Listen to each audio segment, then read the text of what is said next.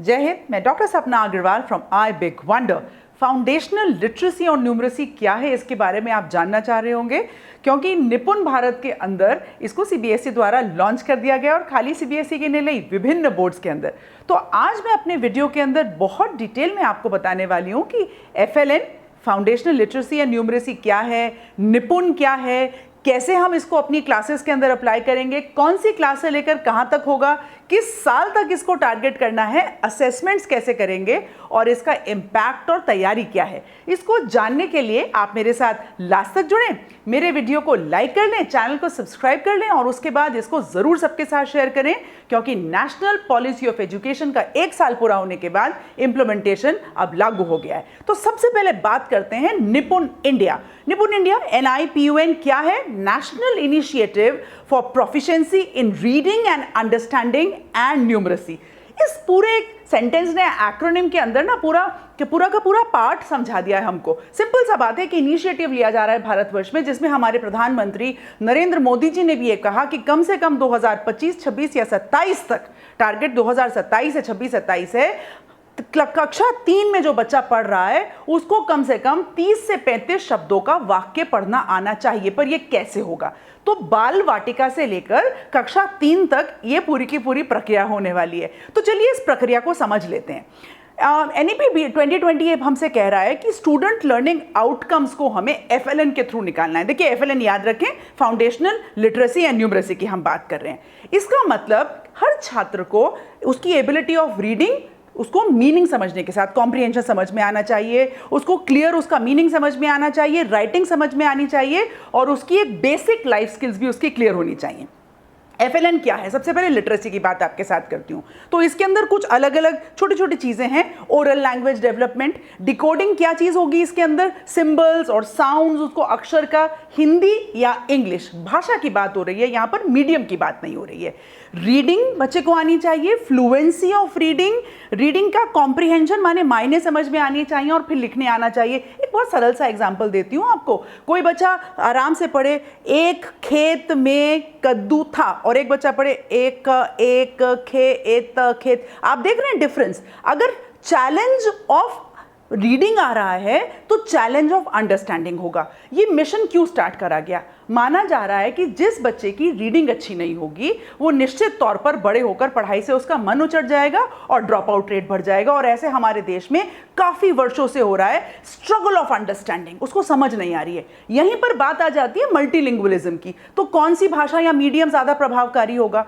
वो भाषा जिसमें सरलता में बच्चा समझ पाए और आपस में पेडागॉजिकल प्रोसेस हो पाए। वो कोई भी भाषा हो, और इससे अच्छी क्या भाषा होगी जो बच्चे की अपनी भाषा होगी। मैंने पहले भी अपने वीडियोस के अंदर मल्टीलिंगुअलिज्म को बहुत डिटेल में समझाने की कोशिश करी है, और अब जब ये लागू होने जा रहा है, आई थिंक सबके लिए मौका है। अब न्यूमरेसी की भी बात कर लेते हैं। न्यूमरेसी का मतलब है नंबर्स को एकदम क्लैरिटी से समझना, सिंपल जो नंबर्स होते हैं। बच्चों को स्पेस का स्पेशियल ज्ञान हो जाना चाहिए, शेप्स का ज्ञान हो जाना चाहिए, simple addition, subtraction, multiplication, division जैसी 3 डिजिट तक की चीज़ें कक्षा 3 तक आ जानी चाहिए। और डेटा हैंडलिंग, डेटा का मतलब कैसे क्या चीज़ को ऊपर रखें, क्या ऊपर रखा हुआ है, नीचे रखा हुआ है, ये सारी चीज़ें समझ में आ जाए। तो यहाँ तो हुई बात लिटरेसी और न्यूमरेसी की। अच्छा, यहाँ पर एक प्रश्न उठता है जो मैं वीडियो के लास्ट में भी आपसे इसका पूरा डिटेल और आपसे कुछ प्रश्न भी पूछूंगी।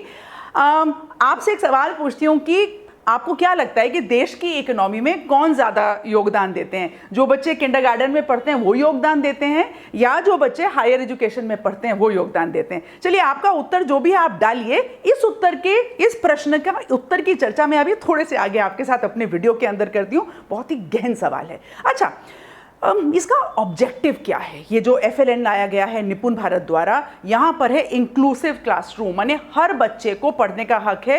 Every child must get an equal opportunity. अब मैं जब इक्वल वर्ड बोलती हूँ ना, हमारी NEP के अंदर इक्विटेबल दे रखा है, माने कि वो मौका तो हर एक को बराबर मिले। इसके ऊपर भी मैंने अपना एक वीडियो NEP की सीरीज में बनाया है, आप जरूर जाकर देखें। मैं इसको आई बटन पर लगा देती हूँ। अच्छा, यहाँ पर जब बच्चा FLN में आ जाएगा तो बच्चा एक मोटिवेटेड, इंडिपेंडेंट, एंगेज्ड रीडर बनेगा, माने कि उसको स्वयं से पढ़ने की इच्छा होगी अगर बच्चा कक्षा 3 तक ये सीख जाता है। इस पूरी प्रक्रिया के डेवलपमेंटल गोल्स क्या हैं? तो 3 डेवलपमेंटल गोल्स को लेकर चला जा रहा है। एक तो बच्चे की गुड हेल्थ और वेलबींग। अब गुड हेल्थ और वेलबींग का पढ़ाई से क्या लेना देना? स्वस्थ शरीर स्वस्थ मन के अंदर मतलब पढ़ाई ज्यादा अच्छी समझ में आती है। इफेक्टिव कम्युनिकेशन बच्चा कर पाए और एंगेज लर्नर बन पाए ताकि वो जीवन में बहुत कुछ आगे कर पाए। ये तो मैंने आपसे पहले कहा कि कौन सी क्लास से कौन सी क्लास तक होने वाला है, बाल वाटिका से लेकर और कक्षा 3-4 तक।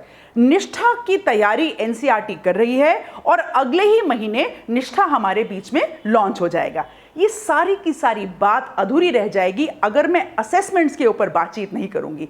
तो असेसमेंट्स 2 तरह के हैं। एक तो स्कूल बेस्ड असेसमेंट्स जो प्लेवे लर्निंग से होंगे, इंक्वायरी बेस्ड लर्निंग से होंगे, स्टोरी टेलिंग लर्निंग से होंगे, आईसीटी बेस्ड होंगे, ऐसे बहुत सारे तरीके इसके। और एक large scale standardise base of assessment बनाया जा रहा है। 3-4 चीजें हैं इसके अंदर, समझ लेते हैं। जब असेसमेंट होगा तो यहां पर देखें, आइडेंटिफाई करना है हमें उस बच्चे की स्ट्रेंथ्स, उसकी नीड्स, उसके इंटरेस्ट्स और उसको प्रिपेयर करना है उसके अकॉर्डिंग। पोटेंशिएट किस चीज को करना है? बच्चा कैसे परफॉर्म कर रहा है उसकी परफॉर्मेंस को पोटेंशिएट करना है। कोलैबोरेट किस चीज के लिए करना है? कि ताकि वो क्रिटिकल थिंकिंग जिसको बोलते हैं, ताकि वो अपने आसपास आने वाले इश्यूज को बहुत ही बढ़िया ढंग से सॉल्व कर पाए। और ये सारी चीजें जब हो जाएंगी वो क्या होगा? ये अर्ली लर्नर कंट्रीब्यूट कर पाएंगे सीखने के बाद देश के अंदर। चलिए, मैंने आपसे एक प्रश्न पूछा था, अब उस प्रश्न का उत्तर आपने सोच लिया होगा, अब तक तो कमेंट बॉक्स में डाल भी दिया होगा।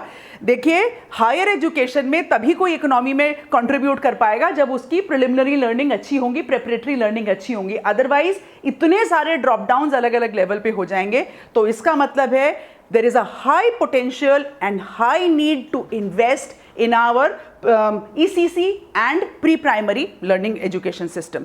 यहीं पर जो टीचर्स हैं, पूछकर देखें ना किसी से, कोई टीचर क्या प्री प्राइमरी की टीचर बनना चाहते हैं? कोई पैशनेट लर्नर को छोड़ दीजिए, बाकी सभी लोग हायर एजुकेशन की तरफ टारगेट करते हैं। तो एक रिवोल्यूशन का टाइम है।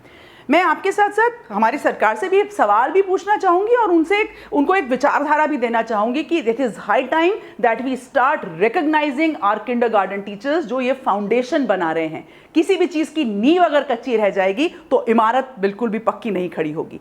तो चलिए, मैंने आप आज के साथ बहुत सारी चीजें डिस्कस करी। आप लोगों को मैं एक ELPS का एक गुरु मंत्र देते हुए आज के इस वीडियो को समाप्त करूंगी। ELPS का मतलब आपका जो एक्सपीरियंस है उसको क्लास में छोड़ना है, टीचर्स को लैंग्वेज को डेवलप करना है, पिक्चर्स और सिंबल्स के साथ बच्चों को सिखाते हुए हमें FLN को मजबूत करना है। अगर FLN हमारे बच्चों की मजबूत होगी तो निश्चित तौर पर बच्चों को पढ़ाई में इंटरेस्ट आएगा और हम एक बहुत ही बेहतरीन भविष्य देख पाएंगे। मैं हमेशा कहती हूँ that everybody has a right to say I big wonder. आप मेरे वीडियो को लाइक करें, चैनल को सब्सक्राइब करें और इसको सबके साथ जरूर शेयर करें। आज के लिए जय हिंद।